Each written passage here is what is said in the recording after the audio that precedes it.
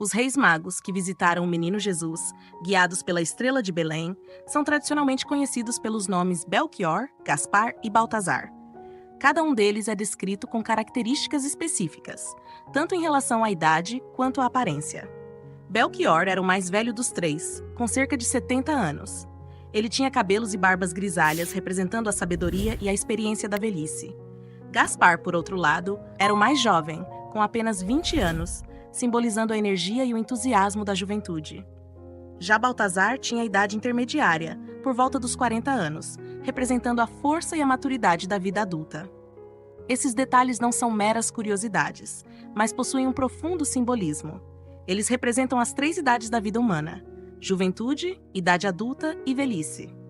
Essa interpretação nos lembra que toda a humanidade, em suas diversas fases de vida, é chamada a reconhecer e adorar Jesus Cristo, o Salvador. O Papa Bento XVI, em seu livro A Infância de Jesus, também destaca esse simbolismo. Ele nos ensina que essas 3 idades mostram como as diferentes etapas da vida encontram sentido e unidade interior na comunhão com Jesus.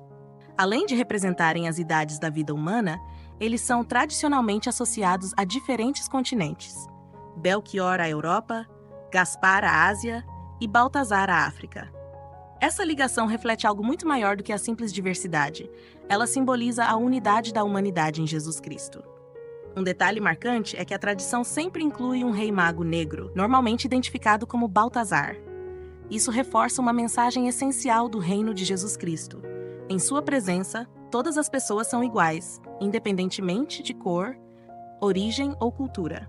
A diversidade não é anulada, mas integrada em uma unidade que celebra as diferenças como parte da riqueza da criação de Deus. Os magos, além de reis, eram também homens religiosos e estudiosos, influenciados pela filosofia e pela astronomia. Eles representam aqueles que buscam a verdade com sinceridade de coração, utilizando a razão e a observação da natureza para encontrar respostas mais profundas. A estrela que seguiram até Belém é um símbolo dessa busca. O desejo humano de conhecer a Deus e a disposição de percorrer longas distâncias para encontrar o sentido da vida. Estudos indicam que, por volta do tempo em que Cristo nasceu, ocorreu uma rara conjunção astral entre os planetas Júpiter e Saturno. Este alinhamento, visível no céu, pode ter chamado a atenção dos magos, que eram estudiosos da astronomia. Na tradição da época, Júpiter estava associado à realeza e Saturno ao povo judeu. Para os magos, esse fenômeno celestial poderia indicar o nascimento do rei dos judeus que procuravam. Além do contexto astronômico, há também uma ligação com a profecia bíblica, presente no livro dos Números. Balaão, um adivinho de Moabe, foi forçado a profetizar uma bênção em vez de uma maldição contra Israel. Suas palavras foram: "Um astro procedente de Jacó se torna chefe." Números, capítulo 24, versículo 17. Esse astro é entendido pelos cristãos como uma referência ao Messias esperado, o rei que governaria não apenas Israel, mas traria salvação para toda a humanidade. É importante lembrar que o astro mencionado na profecia não se limita a uma estrela literal. Ele aponta para a figura de Jesus Cristo, a luz que veio ao mundo para guiar a humanidade. A estrela que os magos seguiram, portanto, não era apenas um fenômeno físico, mas um sinal providencial, que unia a ciência da época com o cumprimento das promessas divinas. Essa conexão entre o céu e a terra nos lembra que Deus se revela de muitas formas, usando até mesmo as forças da natureza para conduzir aqueles que sinceramente o buscam. A jornada dos magos não apenas os destaca como sábios e astrônomos, mas na tradição cristã, eles também são reconhecidos como reis. Essa transformação se baseia em profecias e textos das Escrituras que enriquecem o simbolismo de sua presença no relato do nascimento de Cristo. Um dos fundamentos para essa interpretação está no livro de Isaías, capítulo 60, que anuncia: "As nações caminharão à tua luz e os reis ao brilho do teu esplendor." Esse texto é entendido como uma profecia messiânica, prevendo que reis viriam para honrar o Messias, trazendo presentes e reconhecendo a sua realeza. Outra conexão se encontra no Salmo 70, onde se diz que os reis de Tarsis e das ilhas lhe oferecerão presentes. Os reis da Arábia e de Sabá lhe trarão tributos.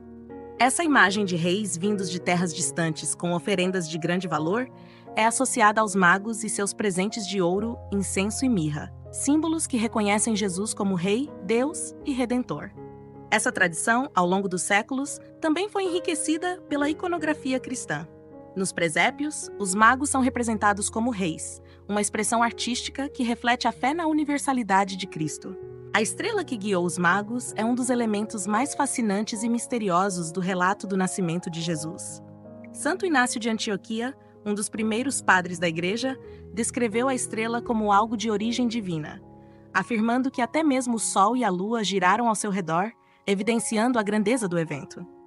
Essa visão é ecoada em hinos antigos, que exaltam a estrela como mais brilhante que o próprio Sol, um sinal de que algo extraordinário havia ocorrido no céu e na Terra. Já no campo da astronomia, estudos modernos trazem teorias fascinantes sobre o fenômeno. Johannes Kepler, astrônomo do século XVII, realizou cálculos que indicam uma conjunção de Júpiter, Saturno e Marte entre os anos 7 e 6 a.C. Ele também relatou a observação de uma supernova em 1604, que poderia ter sido semelhante ao evento que os magos presenciaram.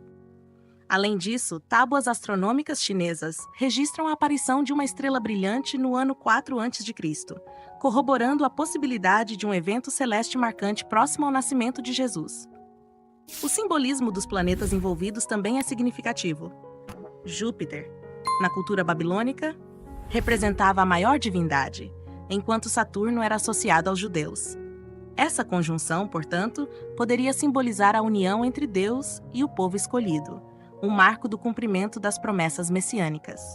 A estrela do Oriente não é apenas um fenômeno astronômico, ela une a ciência, a teologia e a tradição em um único ponto de luz, iluminando o caminho para todos os que buscam a verdade em Cristo. Os presentes que os reis magos trouxeram para o menino Jesus têm um profundo simbolismo, refletindo as 3 dimensões mais importantes da sua identidade como Messias: sua realeza, sua divindade e sua humanidade. O primeiro presente foi o ouro.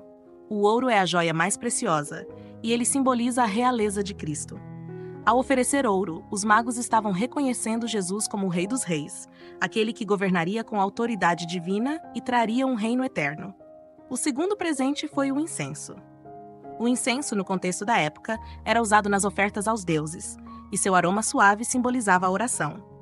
Ao oferecer incenso, os magos estavam reconhecendo a divindade de Cristo, reconhecendo-o não apenas como um rei terreno, mas como filho de Deus, digno de adoração e veneração. Por fim, a mirra, uma resina usada em rituais funerários, é o presente que simboliza a humanidade de Cristo. A mirra aponta para o sofrimento e para a morte que Cristo enfrentaria por amor à humanidade. Ela nos lembra que, embora ele fosse divino, também experimentaria a dor e a morte humana, cumprindo a missão de salvar o mundo. Assim, através desses 3 presentes, os magos expressaram uma profunda compreensão do mistério de Cristo. Ele é Rei, ele é Deus, e ele é verdadeiro homem, que se entregará por nós. Após a visita ao menino Jesus e a adoração, a tradição nos conta que os reis magos teriam retornado à sua terra natal, a Índia, onde, segundo algumas fontes, teriam fundado uma igreja em agradecimento e em honra ao Messias que haviam encontrado. Essa parte da história, embora envolta em mistério, mostra o impacto profundo que a experiência com Cristo teve na vida dos magos. Quanto ao destino das relíquias dos magos, sua trajetória é igualmente fascinante.